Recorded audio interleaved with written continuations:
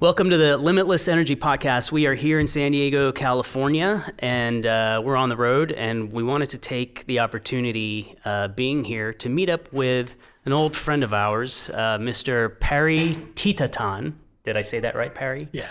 Can you say it? Okay, my first name is actually Pari Pon. Okay, let's stick with Pari, And but my your last name? cut that in half in terms of Pari. And then my last name is Thitathan. Thitathan. Thitathan. Awesome. Okay, Pari is the owner of the Thai burger company in San Diego. You've got some food trucks. You have some, it's okay. And his family is here as well, so that is totally fine. It's so nice to meet your kids. So let's get into it. So first of all, the Thai burger company. Yeah. You've got a couple of food trucks and you've got a restaurant. Yeah, so 2012 is when we started. We, my wife and I brought my wife here just as, I just wanted to, we have to honor her too because she's just as much a part of this as I am. But we started this 2012 as a street vendor. We were doing canopies, at farmers markets. So we ended up getting our first food truck in 2015. Sorry, you were doing canopies? Yeah, canopies, like food trucks, like tents. So Okay. it's traditional that like for street vendors to be more canopy. And what were you selling? Thai burgers. Okay. Since day one. Yeah, we thought of this cool idea that we're gonna turn like Thai dishes, traditional Thai dishes that you would normally sit down and eat with with silverware and all that. We thought it was a cool idea to turn it to like a handheld kind of on the go feel. Right. So a Thai burger is your invention. Yes. You don't go to Thailand. There's a Thai burger. Well, now, I have to say this, because like I don't know if for legality reasons or not, but like I mean there are some rice burgers in like some so like 7-Elevens and all that. There's some over there, but by the time I came to America like 2002, I wasn't aware of them. So yeah, but like they've been around. Some of them been. There's places like Moss Burger, that's in Japan that's been around for some time. So I don't want to really claim that I'm like the absolute original, but in terms of Thai sticky rice, like as a burger, I am absolutely the original on that. So your Thai burger instead of a bun, you have sticky rice. Yes. And that's unique to you. yeah, So right. How'd you make that innovation? Sticky rice is something that's been around for like hundreds of thousands of years in like Southeast Asia area. Sticky rice. It's a glutinous rice that's like it sticks together very, very well. And Thai people and Lao people, Cambodia, all the whole area that like where we are, we eat those with like our hand, like our bare hand, and like we grab food with it too. And the thing is it's not sticky like a regular jasmine rice or like any type of other rice. It sticks in it actually sticks in one ball, and then we grab food and all that. So in Thailand, it's actually like our comfort food, Isan food. Isan is right next to Lao, and Lao is our sister country. It's like we're like brother and sister country. That's what we are. So yeah, we felt that taking that rice was like the perfect platform for us because it sticks together like a hamburger bun, and it's delicious with everything. I grew up in half my life when I was in Thailand. I grew up in like a church that's like Isan people, and I ate sticky rice the whole time. When did you move to the States? 2002. Okay. 2002. Yeah. And you moved with your family? Yes. Oh no. I came here to live with my mom, and my dad was in Thailand. Okay. Yeah. All right. Yeah. But your mom had restaurants here as well? So we jumped in the restaurant industry starting in 2007, 2008, that time. How did they make that decision to be entrepreneurial? Oh gosh, I don't know what we were thinking, man. It was a big risk? Big time. Restaurant industry is the worst industry you can get into. That's just tough. The profit margin's razor thin. And you guys knew that when you went into it? Or you learned it along the way? I'm a kind of a head in first kind of guy. Just start swinging. Once I start doing something, I don't want to sound as stupid as like I don't think about things when I do things. But you're an entrepreneur. You have to be a little crazy. Yeah, you got to be a little rough. You got to be a little like I go with that 30% execution. Like if I see something that has a 30% plus kind of risk, like let's go. So it was you and your family. You went headfirst into a restaurant. My mom. It was my mom and my older brother most of the time. I was just I was a little younger. I was 16, 17 at the time. Okay.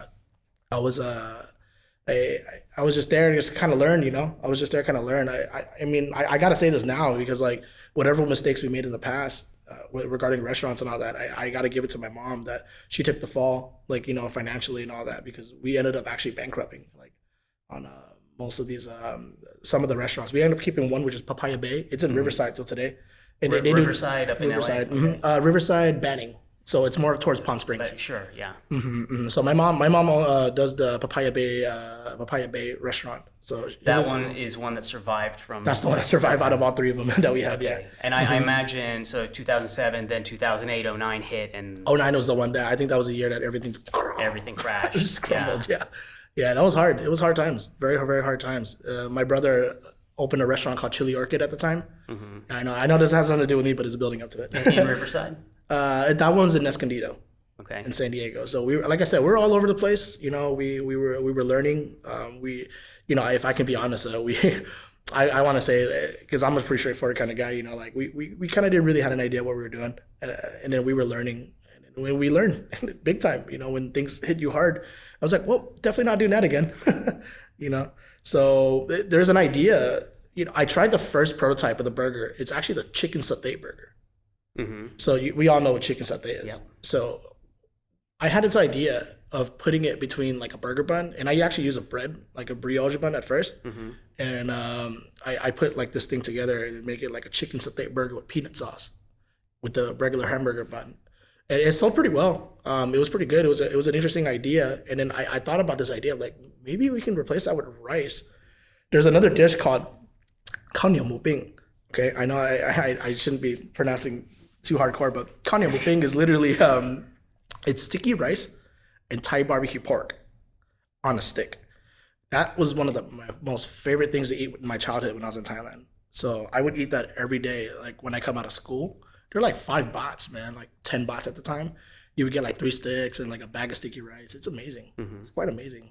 And I remember like how it's delicious, man. Like I would finish the whole, like they put it in it's funny because they put the sticky rice in the bag, and then they put the meat, the barbecue pork in the bag too. And like I remember the juice would like run down, and I would take the sticky rice and start dipping in the. Yeah, I was a fat kid. Yeah, I don't really care about. I was a pretty fat kid. So I can see your inspiration to do this and start a food truck. So you actually had some background with your family. You learned some hard lessons. When did Thai Burger Company start the food truck? So the food truck, so Thai Burger Company started, its inception was 2012. We bought our first food truck in 2015. Okay. It's a continuation of the same thing. We were selling the same exact product.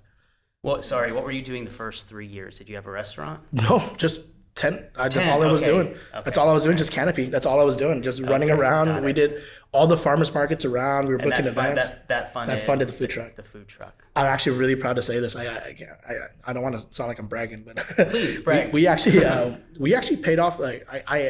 So first of all, shout out to Axion.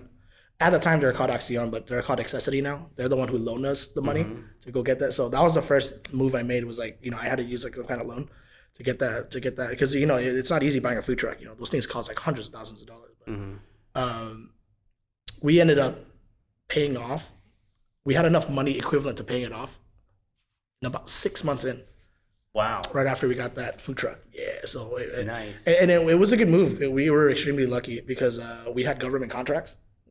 We've been contracted with the naval base since 2014, around that time. Yeah, so we knew that we had some strong leads, and So you were delivering food there, or just park our food truck there. We were serving the Navy. We've been part of the military for a very long time.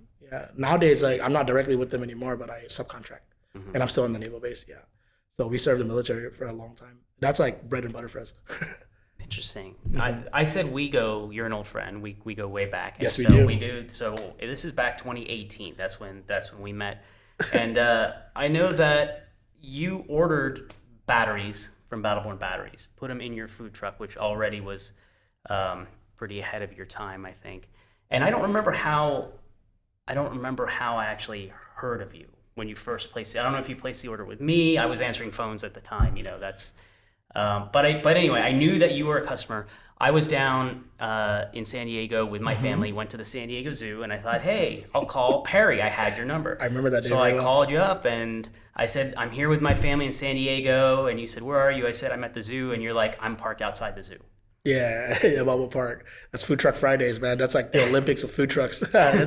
You came on a perfect time. And then I can't believe we actually had time to speak for a little bit, too, because we normally have like It was 30, packed. 30. Yeah, it's packed. I dude. remember all food trucks have like 20, yeah. 10 people like in line. Yeah. 30 people. And actually, to be clear, I guess at that time, you didn't have the batteries in your truck. You had bought the batteries, you hadn't yet installed them, but you were still very excited about them. And Yes. so we talked. So let's, after that, you actually installed the batteries in your trucks and then in more trucks? Yeah, so right after that was, I believe you saw the trailer when you saw me at Bubble Park. And then that's 2018. So that was the year that I actually ended up buying another food truck. So I bought another food truck. And you installed it. And then I saw that one. Yeah. Because the first one I had a generator on it. I mean, you probably heard this story multiple times, especially in the food truck industry, when there's customers right in front, you have this loud generator, like the whole time. It's just not good. It's not good for like, and then people always talk about range anxiety. I always laugh when people talk about that because I actually have more anxiety with gasoline because there's multiple times I actually ran out of gas because I forgot to fill it up. And I had to stop the whole entire operation and go get gas and then come back. I know it's cool though. You can actually, do that for gasoline, but versus a battery, if you size your system correctly, it's like a cell phone. You plug it in, and you have 100%. You go out and you work, come back, and you just charge it again. You kind of inherently know how long you have on your exactly. cell phone, Right. If you size it correctly, you do everything correctly, and you operate correctly. Yeah, honestly, like that took away my anxiety altogether. It's amazing. Do you actually, when you go to a food truck that has no generator, do you actually notice that, like, oh, this one is really quiet, or are you just surrounded by generators? I am surrounded by generators most of the time, and do customers notice, like, this is the big time, one? big time. Yeah, customers know. They're like, what's your truck running on? I'm like, let me show you. Hey, I thought you never ask. I always try to brag when I can. It just feels premium, man. Like, dude, like the Battleborn brand too. For me, it's like just that reliability, Like it just feels like nothing's gonna happen to it. Just bulletproof. I keep using the word bulletproof, but it is. So we installed the first 6 batteries onto the second food truck, and then from there, maybe about a year or two later, I started 3 years later. Then I installed on my food trailer, so all my whole fleet now has all the Battleborn batteries now for me. That's on my part, and then we're thinking about running the third truck, but right now I think we're pushing a little bit, like because staffing issue and all that. But plus we just bought the restaurant like back in October. Yeah, tell me about the restaurant. Yeah, so it's really cool, man. I'm super excited about this. So in October, we opened an actual storefront location. We've tried a location before in 2016. That didn't go so well. I had to end up closing it down right before COVID. And then this is our second shot at it again, getting a shop. And we're right in front of the Naval Base. Like I just can't get any luckier than that, right? So we're located off of 32nd Street and Main Street. So it's 3280 Main Street, San Diego, California. That's where we're at. So we're right in front of the Navy Exchange gas station, and people there's this high traffic area. People see us. We just got that spot, and we're working in conjunction with the food truck. It's amazing. You have paid your dues. My goodness, bankruptcies and failed restaurants. And, it's tough. It's tough. What man. did COVID do to you? COVID. Honestly, man, I misread COVID. I misread it 100%. I misread it, man. I'm gonna have to give a shout out to a lot of people right now because go for it. My brother Nat just opened a pad thai place, and I gave him that shop. We worked out a deal where Nat's gonna actually take over my spot, and then he sells pad thai, and I actually end up backing off. And then so now my brother is selling pad thai. It's called the Pad Thai Stand, and they're doing phenomenal. They're doing great. They're in that old location off of Claremont in Ashford, and then now about 2 years later, then we got the shop. So this all went down like 2019, 2020. Yeah. So the shop is like our second chance, and we're going at it again. Yeah, we gotta work hard. You get punched, you gotta get back up. Perseverance, right? I wasn't sure what you meant by I misread COVID. So before COVID, there was a lot of anxiety. I had no idea what the hell's gonna happen, right? Like everyone else, right? We had no idea what before COVID. Slightly, well, because it was right between where COVID's about to happen. Like we already know the news that's coming out. Like, okay. So it's right then that time, and then our sales are early 2020. Yeah, early 2020. Like because it's COVID-19, So I mean, like Yeah. So and plus that's the reason why I said it's pre, because 2019 was the time where we're already kind of like slowing down at the shop a little bit, and we were thinking about pivoting, already. And then when COVID happened in 2020, that was the deciding factor. I see. Yeah, we're gonna have to like do something. And to clarify that, COVID actually turned out to be very good for the restaurants. A lot turned out. And my brother definitely benefited from that a lot, quite a bit, because everyone just completely changed the way they eat, they dine out now. They just do to go, and it's all to go now. People don't even cook as much, and it's amazing. Like I've seen some restaurants. Don't get me wrong. Like my condolences to everyone who lost their restaurants and lost their families, of course, to COVID. That's the worst, right? But COVID, like it took us a lot of restaurants that were doing things in stubborn the old way. They weren't like adapting. They weren't evolving with the situation. I was one of them, so I could speak that loudly, and those who did adapt, they benefited greatly from it. Greatly, they benefited. In Reno, obviously it was tough, and we were consciously trying to help the local restaurants, and so we ended up. Well, there were two things. We didn't want our employees to leave, because they could risk potential exposure. So we ended up bringing food in all day long from all the local restaurants to also help out the local restaurants. And for us, it's kind of similar. Like all of a sudden, everybody wanted to go RVing, go in their van and just get away, and they all wanted batteries. So through COVID, like we were having a hard time getting people, to growing the team during COVID. That was exactly our same problem. The market just boomed in terms of batteries. Absolutely. Same. Wow, that's really funny. You draw that correlation between us. That's very the food industry and the battery business. That's insane, because it's exactly the same thing happened with our food, like with food industry. Like to go became a thing. Food truck. So one of the spots we go to is called Pacific Beacon. Pacific Beacon is basically the barracks that we park. The barrack was okay before COVID. It was okay. We were making some pretty good money. It was good. We're like a restaurant that sits out right in front of the barracks, right, and then people would come down, trickle down, and eat. Well, guess what happened in COVID? Lockdowns.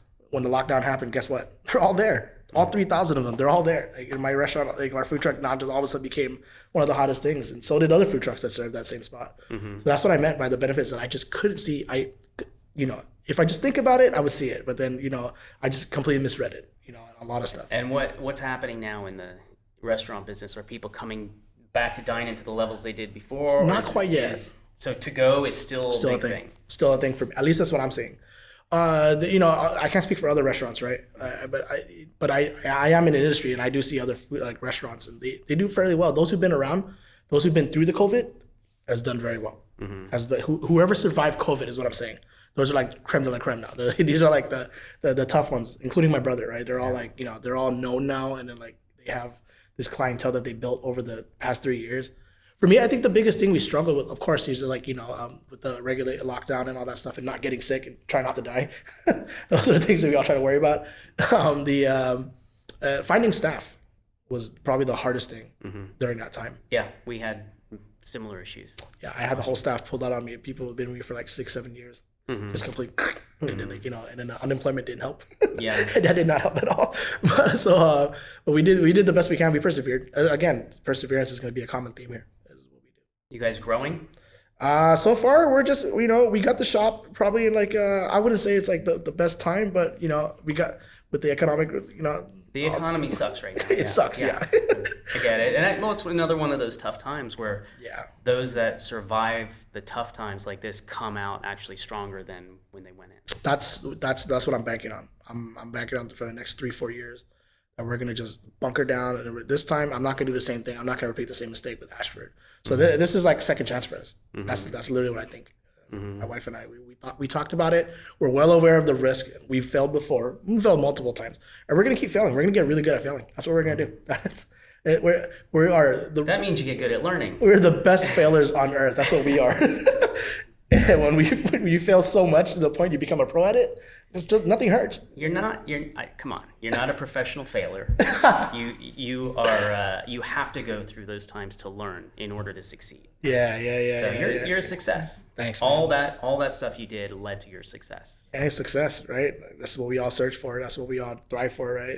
Well, and I think that you are entrepreneurial and innovative, and the fact that you brought in lithium, new technology, into the food truck business, and to do it in a very high power application. And I do also want to I want to talk about the fact that you went beyond putting batteries in your trucks. You're making battery systems for other people's trucks. Right. So I remember you told me you were going to do that. I was like, that's pretty bold. Yeah. Like I said, head on first, right? 30% execution. Yeah. Yeah. If I see an opportunity somewhere, I'm just gonna grab it. That's just that's the way it works. And I'm glad I got in way before, like right ahead of the game, you know? So a little background about me is that I went to Maricosta College in Oceanside about 10 years ago. And I'm a dropout, you know, obviously, because like we had to choose between the restaurant, the food truck at the time, and then the school. I remember I was getting to my, like the physics class, and it just got a little too tough for me. And I had to pull, like, either I'm gonna go full time, so I was doing engineering. I was trying to go for electrical engineering or engineering and physics. That's what I was trying to go for. And I'm really glad that, like, all that stuff I've learned, so especially with, like, you know, mathematics and all that stuff, and some basic math and basic all that stuff. I'm able to at least do, you know, recognize what Volt's law is, like Watt's law, and Watt's law, and then Ohm's law and all that stuff. I was able to recognize some of the stuff. I'm like, oh, that's cool. It's just a relationship of, like, algebra. That's pretty cool. And I was able to size systems and all that stuff. I'm glad I'm able to use this to work at this time. What we ended up doing after we installed our batteries is we were, a funny thought came up. It's just like, these systems are bulletproof. They're so good. Like, I wonder if I can install them for other food trucks. That was the question that happened. So in case you're wondering, I was talking about, I tend to rant, so just be careful. I just randomly rant. But so the idea came up last year, and my wife and I talked about it. My wife has a big part to do with this. She has a big part to do with this. And I thought that, like, you know what, I can finally break apart from, like, just doing rice burgers, because we've been doing it for a decade now, the rice burgers. And I was like, there's finally something new I can do. And I'm absolutely passionate about, like, energy. I've always been passionate about it. Since I went to school, I've always wanted to be like an electrical engineering, because, like, I want to know, like, what's out there for me to leave a mark or do something remarkable, right? And this is my opportunity. I saw it with the batteries, and I've installed the system with your help. Of course, you walked me through a lot of it, which is amazing. And we now it's working. It's amazing. I thought, like, hey, why don't we just go on this crusade to, like, get everyone off of gasoline and just go on batteries? And we did that. Exactly what we did. The state of California is supporting that effort. You know? So, yeah, I'm happy to be a part of your ability to incorporate food and batteries. Food and, you know, electrification of food trucks is the future. Yeah. And you are definitely on the forefront of it. Yeah. And you know, I want to thank you for your support, and, you know, all the nice things you've said about us over the years.